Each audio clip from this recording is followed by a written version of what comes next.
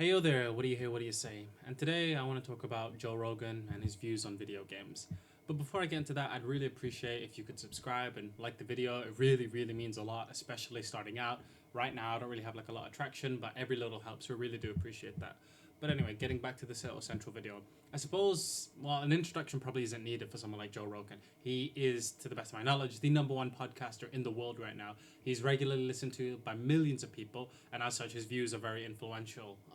He has a significant impact on the zeitgeist, and he's made like massive contributions to MMA, to podcasting as a whole. To be honest, it probably wouldn't be outrageous to suggest that a significant number of people became podcasters as a result of him. So his influence can't be understated, which is why that his opinions on video games should be combated. Now, it might be the case that Joe Long no longer holds these views. He may have changed his mind. He often seems to me, at the very least, to be like a very introspective person, to someone who sort of considers his views and considers the arguments for and against the position.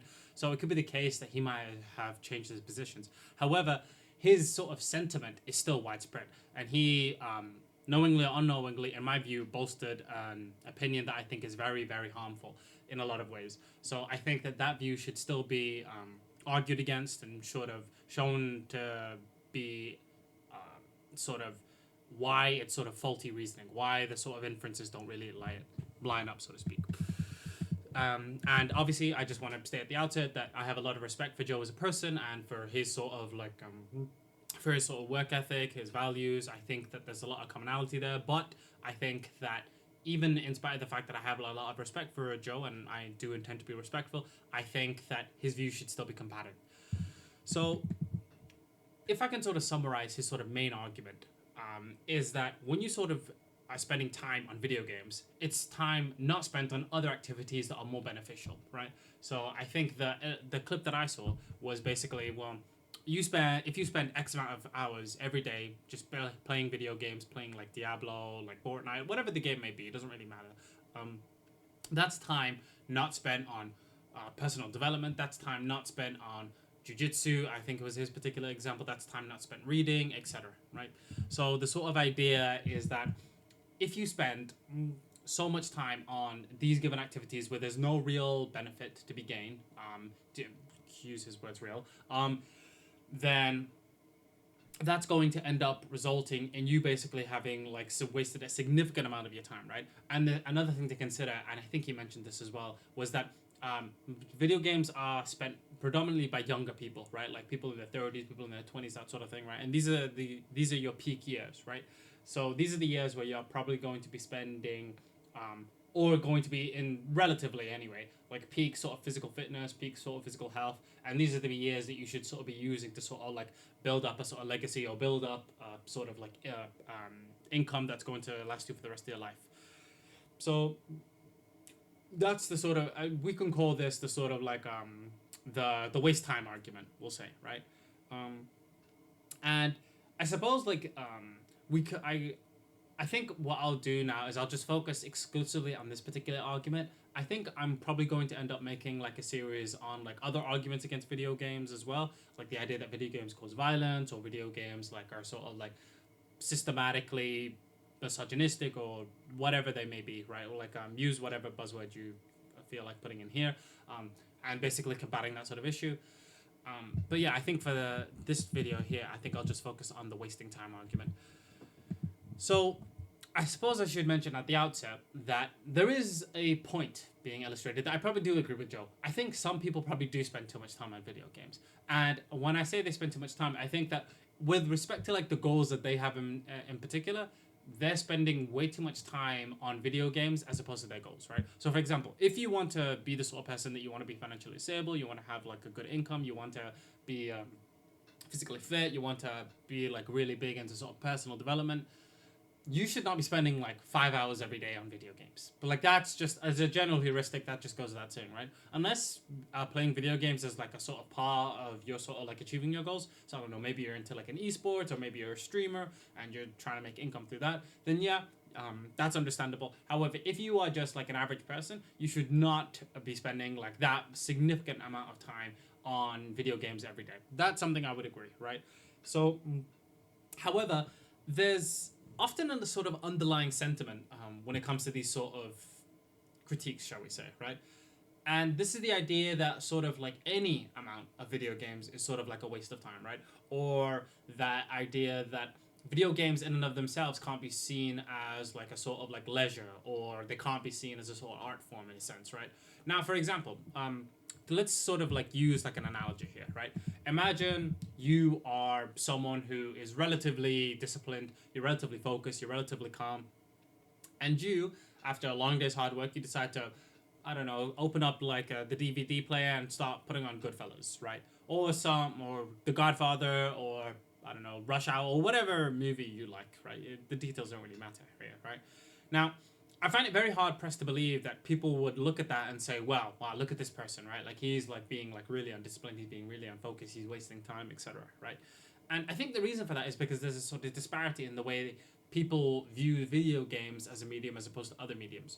Video games are sort of seen as sort of childish, as sort of like silly, as sort of like not really art, whereas, you know, movies and TV series, right? Like these are sort of seen as like sort of not really high class. Is probably not the right word to use, but they're sort of seen as in a sort of more respectable fashion, so to speak. And I think the sort of problem underlying this is that there are a huge amount of video games that can enrich you sort of personally, you know, mentally, in a whole host of ways. They can raise sort of ethical questions that can't really be found in like other sorts of ways. It can introduce feelings and emotions that other mediums can't really do. Silent Hill 2 would probably be like a great example for this, right? An extremely atmospheric game that can sort of make you sort of consider sort of like the degree to which someone could be sort of mentally unwell, and sort of like and sort of makes you doubt your own reality in a way that's very, very difficult to do in like other mediums, right? Not to mention the fact that there have been like various studies that sort of can that sort of like highlight the sort of positive aspects of gamings, right? Such as like improved hand-eye coordination, problem-solving skills, strategic thinking, that sort of thing. Another thing to consider is the huge amount of social benefits of gaming, right? Communities, fostering teamwork, enhancing communication skills through sort of like multiple experiences. How many people, as a result of sort of getting online and playing games, right, met you know, their best friend, like the people really close to them. Some people have even gotten married through video games, right? Incredibly enough, right? And of course, the countless stories of people who have developed valuable skills and careers from gaming, such as game developers, esports athletes, and content creators. So I think the thing to sort of stress is that video games are like TV shows, and they're like movies, and they're like pretty much anything in life, right? It's temperance is the key thing to sort of ensuring that it's going to be a net positive in your life, right? We have to acknowledge that, like any activity, video games can be harmful in excess, right? So as long as there is a sufficient amount of boundary setting, right, where you're just sort of like, okay, well, I'm only going to spend X amount of time here, I'm only going to spend X amount of time there, I'm not going to go overboard. Just being cognizant of that, that's probably going to be the single most important thing when it comes to sort of balancing your sort of leisure when it comes to like your work, right? So, and another thing to sort of consider is that gaming has changed quite rapidly in like a short amount of time span. Right now, I think 20 years ago, you could get like games that were, when it comes to like the sort of graphical capabilities, right, were significantly less impressive than we have now, right? And right currently we have like photorealistic graphics. We have a huge panoply of sort of games of like every genre, of every sort of you know, persuasion, everything that you can sort of imagine, right? There are currently games being designed with educational purposes in mind, promoting sort of fitness, history. Some have even had programming skills. I think the number one best-selling game of all time on the Godot engine in particular was a game about how to sort of create like a CPU, if memory serves me correctly. And that's just one example. So I think to sort of wrap things up, I think that the thing to keep in mind is that video games, when they're sort of engaged with responsibly, can offer sort of significant benefits and sort of opportunities for personal growth, community building especially, and learning, right? So I think if I could sort of like summarize what I've said in this video in like a single sentence, I think people should just view video games as just another hobby, right? As long as it's sort of balanced, as long as they're mindful of like the dangers and, you know, aware of the potential for positive and sort of negative impact on their lives, it's completely fine. So yeah, if anyone in the comments or anyone watching has any sort of thoughts, I'd really, really appreciate it. And yeah, I really would really appreciate subscribing for more content.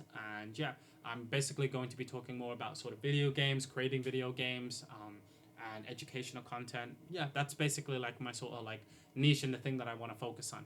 I think I would like to sort of like talk about like sort of self-help and that sort of thing, but I don't think it'll be on this channel. But yeah, to wrap things up, I hope you have an excellent day, and this is Sandkazer logging out.